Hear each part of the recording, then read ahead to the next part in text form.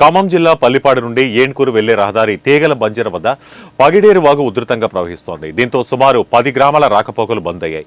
వైరా కేంద్రంలో ఇందిరమ్మ కాలనీలో భారీగా వరద నీరు చేరింది.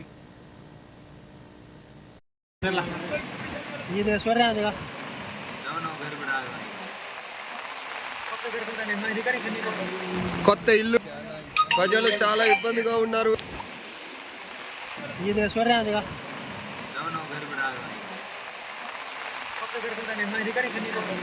కొత్త ఇల్లు ప్రజలు చాలా ఇబ్బందిగా ఉన్నారు.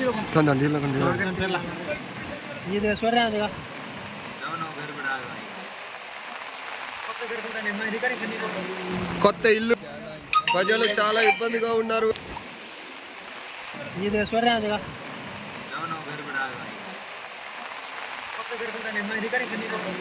కొత్త ఇల్లు ప్రజలు చాలా ఇబ్బందిగా ఉన్నారు.